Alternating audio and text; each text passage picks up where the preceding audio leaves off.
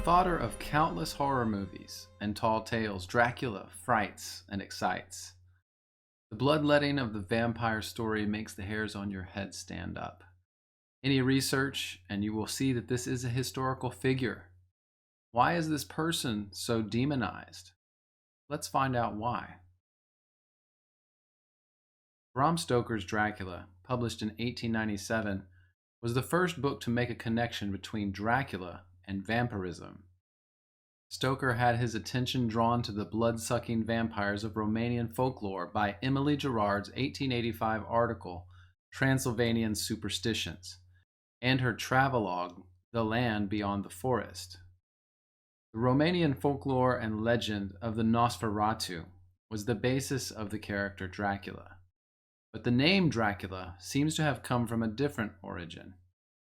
Harry Ludlam wrote a biography of Bram Stoker in 1962, in which he suggested that a professor at the University of Budapest provided Stoker with information about Vlad Dracula, or Vlad the Impaler, for his forthcoming horror novel. Many different movies have been made about the figure of Dracula. Some of the most notable are the 1922 film Nosferatu, the 1931 original movie Dracula, and my personal favorite, the 1948 Abbott and Costello Meet Frankenstein. But then there's also the 2014 movie Dracula Untold, which, along with my research on the Cataclysm of Rome series, especially for part 3, was what convinced me that I should do this video, to tell the truth of the story of Vlad the Impaler, Vlad Tepes, or Vlad Dracula. The background. At the end of the 10th century, the Hungarians were trying to take control of the lands of Transylvania and Wallachia. The First Bulgarian Empire controlled the territory of Wallachia at this time. In 1241 AD, during the Mongol invasion of Europe, part of Wallachia was briefly disputed by the Kingdom of Hungary and Bulgarians in the following period. During this time of the 13th century, there were local rulers called voivodes, who were regional rulers of the areas of Wallachia and Transylvania. And both the Hungarians and the Ottoman Empire, the Turks, or the Muslims from the south, were trying to take control of this land. There are records in this time period of certain of these voivodes who would not pay tribute taxes to the Hungarian rulers. Wallachia was founded as a principality in the early 14th century. Its creation is historically connected with Barsab I of Wallachia in the 1300s, who rebelled against Charles I of Hungary. In 1417, Wallachia was forced to accept the rule of the Ottoman Empire, and this lasted until the 19th century. And in the 19th century, in 1859, Wallachia united with Moldavia to form the United Principalities, which adopted the name Romania in 1866 and officially became the Kingdom of Romania in 1881. So that's the history of the area of Wallachia. This is the area where Vlad the Impaler, or Vlad Dracula, had his rulership. Now back to this pivotal time in the 15th century when Wallachia and its voivode rulers were trying to stave off the encroachment of Hungary and the Ottoman Empire at the same time. Vlad Dracul became the ruler of Wallachia in 1436, and his son Vlad Tepes is the one who became known as the legend behind the Dracula stories.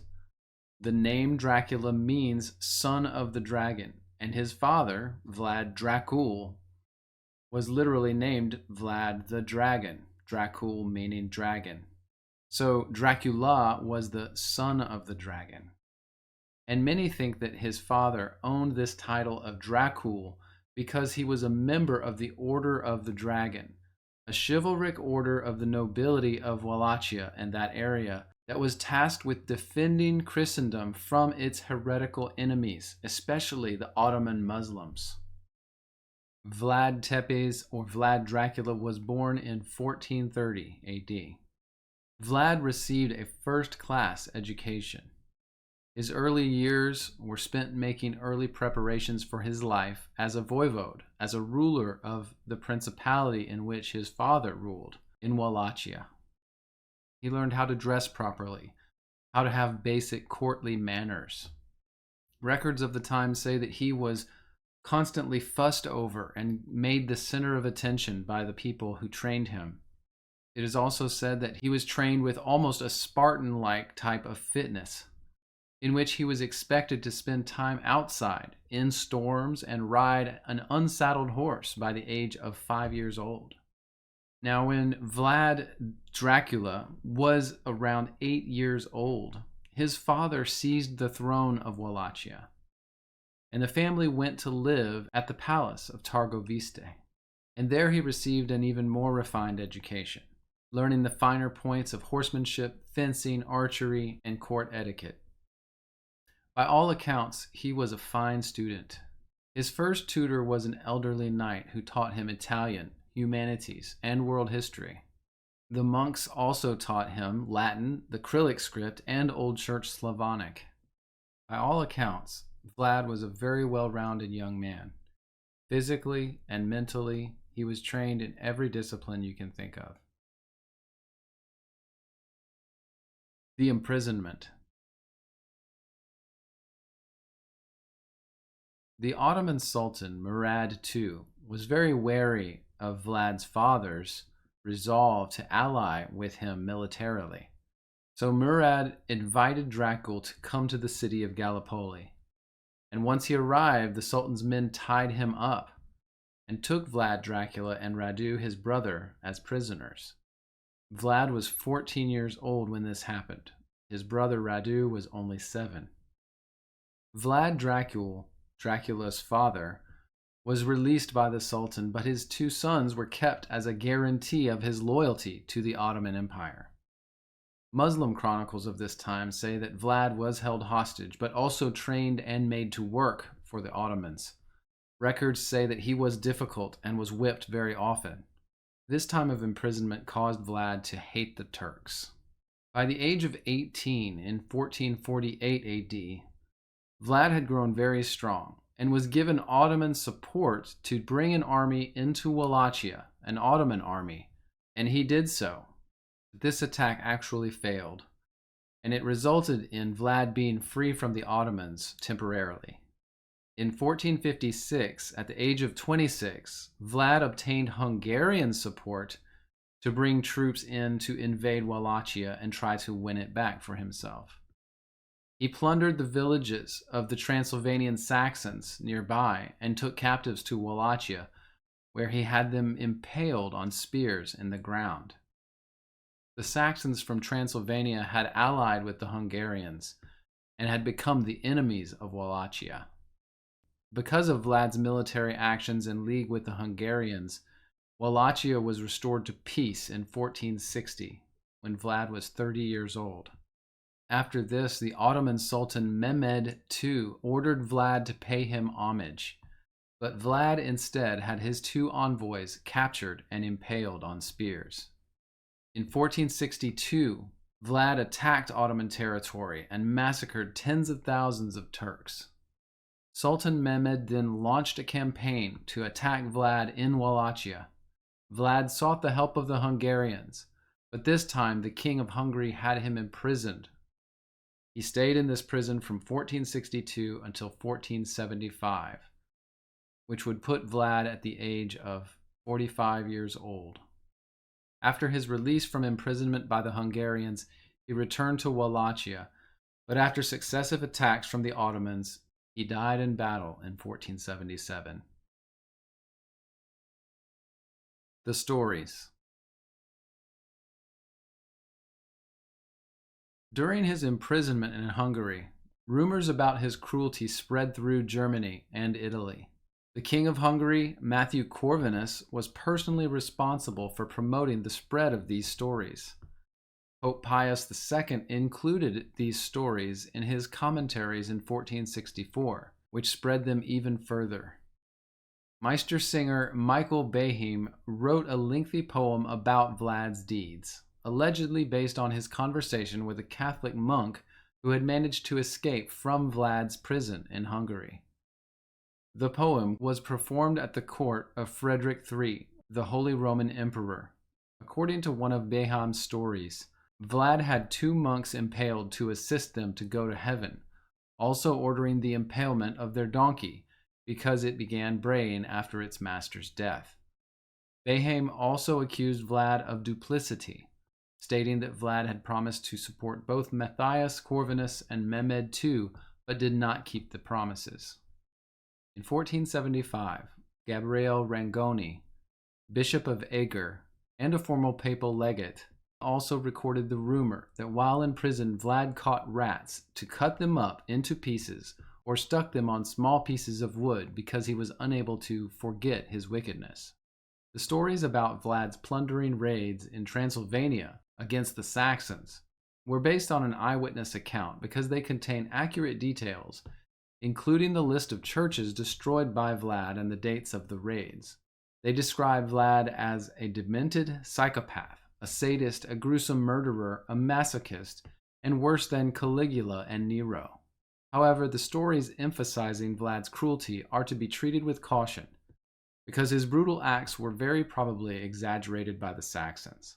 The invention of movable type printing contributed to the popularity of stories about Vlad, making them one of the first bestsellers in Europe. To enhance sales, they were published in books with woodcuts on their title pages that depicted horrific scenes. For instance, the editions published in Nuremberg in 1499 and Strasbourg in 1500 depict Vlad dining at a table surrounded by dead or dying people on poles. One of these stories said, quote, Vlad had a big copper cauldron built and put a lid made of wood with holes in it on top. He put the people in the cauldron and put their heads in the holes and fastened them there. Then he filled it with water and set a fire under it and let the people cry their eyes out until they were boiled to death. And he invented frightening, terrible, unheard of tortures. He ordered that women be impaled together with their suckling babies on the same stake. Bram Stoker's Dracula, which was published in 1897, was the first book to make a connection between Dracula and vampirism. Stoker had his attention drawn to the blood-sucking vampires of Romanian folklore by Emily Gerard's article about Transylvanian superstitions. His knowledge of Wallachia came from William Wilkinson's book entitled The Principalities of Wallachia and Moldavia with Political Observations Relative to Them, published in 1820.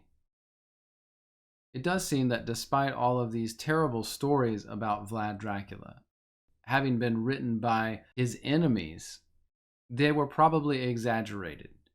For instance, the Saxons had a high motive to discredit Vlad because they were handily defeated by him in battle and driven from the lands of Wallachia. On the same count, the popes and the church had a desire to tarnish the legend of Vlad Dracula because he stood strong against the Ottoman armies and the Hungarians, both of which were allies of the Catholic Church. Islam having been created by the Catholic Church for just the purpose of invading these European lands, and Hungary and the Saxons had allied with the Church against the native peoples of Romania. The hero.